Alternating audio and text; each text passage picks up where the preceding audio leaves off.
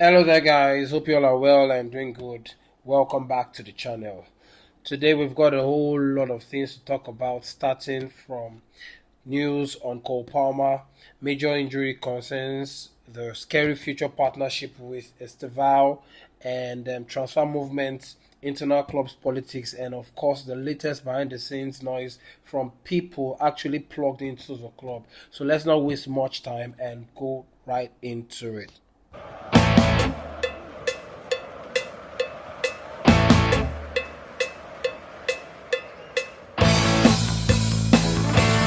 So let's start with the major one. According to Dan Scott, this is what Dan Scott had to say. He said, if people truly understood the damage Estevao and Cole Palmer are about to cause in the Premier League, they would be preparing now.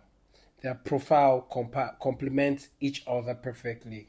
Palmer controls rhythm, manipulates space, and freezes defenders with his pauses, while Estevao attacks gap with power, timing, and frightening decisions making for his age. When those two start combining consistently, it won't just be a problem for the league. It's something that football world and maybe the next universe will hear about. And this is a pairing built to dominate. And Dan Scott is spot on this because we've only seen snippets. I mean, a very small insight as to what the combination of Cole Palmer and Estevão William can do, and that was a game against West Ham. After which Palmer picked up injury, and Enzo Maresca has been slowly or have from then on tried to slowly integrate and protect Estevão William from pressure of the media and the Premier League and everything. Because I mean, when you come to England with the kind of hype that has followed Estevão William, it's a lot of pressure, and Maresca has done very well to try and protect him from something as disadvantageous as this. But on the long run, when you think about the pairing, combining and all that, it's frightening to think of. I mean, when you have having these two in your team, I mean, you are excited, but then when you are on the other side receiving or having to come up against this pairing, you have a lot to think about. And Dan Scott has been spot on with this. And then up next, talk about Cole Palmer's return update. Now, the big injury update: Cole Palmer is back on the grass at Cobham. He will step up his work gradually if he doesn't suffer any setback. And Chelsea are loosely targeting the Barcelona game in the Champions League as a return date, or Arsenal at Stamford Bridge 5 days later. See, everything I just have to say as regards this is that Cole Palmer is very integral and important to this Chelsea team. Everything that Chelsea will need to do going forward will depend on how fit Cole Palmer will be. Okay, so it's only vital and imperative that Chelsea ensure the that his injury is completely over. That when he's returning back to the team, he's returning free of injury 100%, because it's not going to be nice if we have Cole Palmer back only for us to lose him again. Okay, because it's been good to it's fair that Chelsea have been able to manage themselves and do fairly well in the absence of Cole Palmer. But in games that they are still telling us that shows that Chelsea actually need Cole Palmer. Okay, and it's I don't think that it's nice or it's going to be good if Chelsea rush him back to fitness if his groin injury is not uh, fully and completely ill. And it's massive news that they are loosely targeting the Barcelona game. If he's not fit for the Barcelona game, there's no need to rush him. We still have a lot of matches to play in the Premier League, and we're in the Champions League, as well as the two other domestic competitions to take part in. So there's a lot of games to play, and it's only wise that we manage and protect him, ensure that he's back to full fitness. But then again, it's massive news. If we don't have him for the Barcelona game, we can have him for the Arsenal game. And then also talking about his personalities, he said to be just as likely to sit with staff or scouts at lunch as with players. His closest friend is Tosin, and he's already cementing a proper bond with Estevão. And over time, if the bond grows and develops, this is something that their connection is also going to be reflective. It's going to show during match games. They will be very, very telepathic, and this is something that we're looking forward to. And this is also with reference to what Dan Scott said, that no one is ready for the kind of damage that the pair of Cole Palmer and Estevão Willian about to cause to a lot of the teams in the Premier League and in Europe, so to say. And it's good. I like the fact that Cole Palmer has been carrying himself and is unperturbed about a lot of the things that has been said outside. And even despite the injury, the pressure with being injured and all that, he's living his life one day after the other. And you can't ask any more than what he's doing. And so we'll talk about Enzo Fernandez. Enzo Fernandez has been receiving much praises from inside the club. Okay, according to the Athletic, Enzo Fernandez is viewed as a player who has improved the most under Enzo Maresca. He is considered a perfect system fit, and if you have watched him this season, you know why. Cleaner progression, better positional timing, more assertive off the ball work, and people who have actually doubted him last year and even entering this season, okay, they're starting to see how important and how improved Enzo Fernandez has been.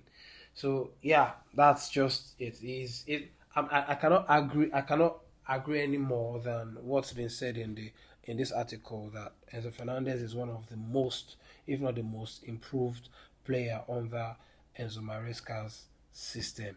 So yeah, we'll talk about Tyrique George.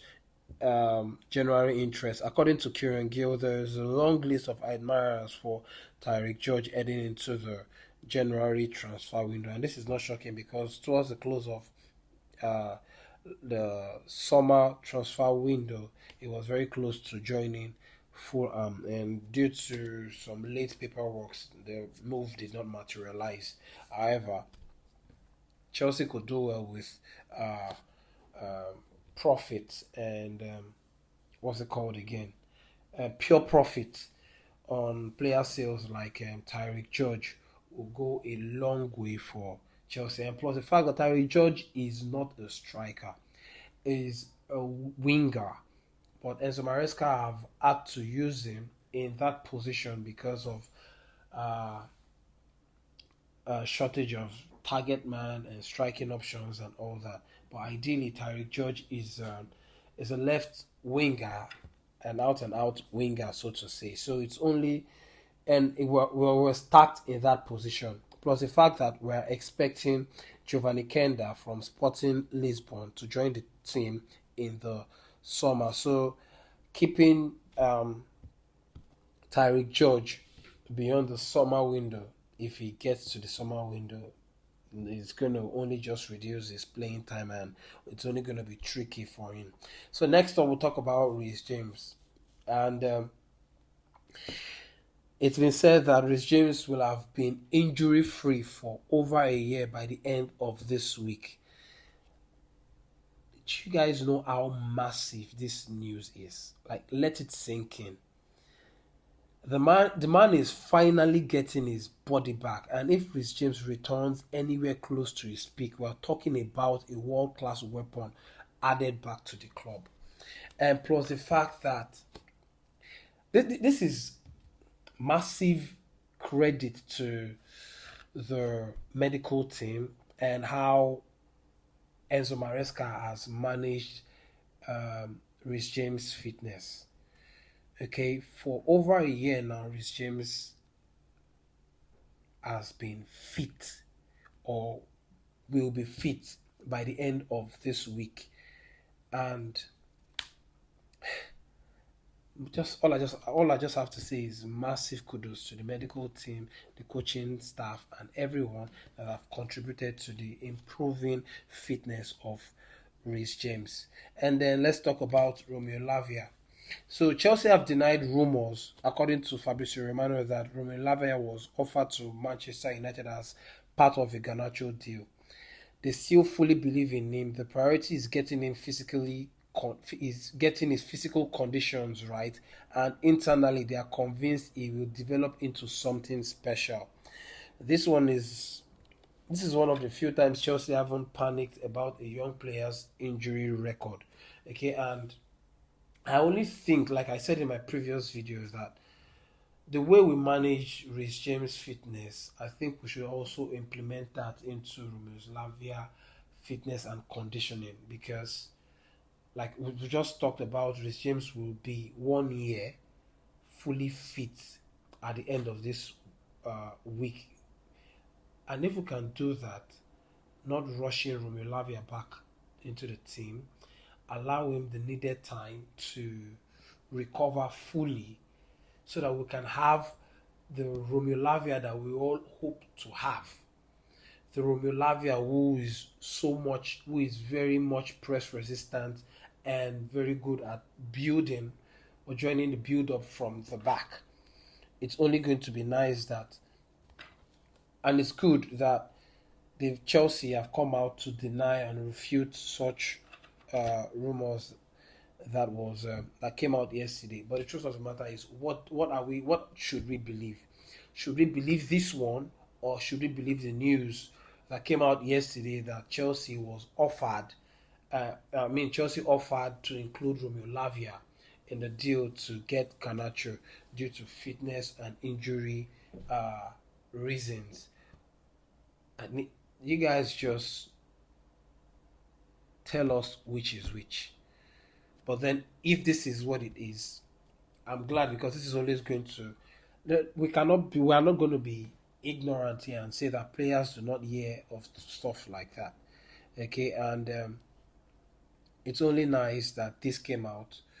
Okay, to show that Chelsea really support Romeo Lavia and back him and support him 100%.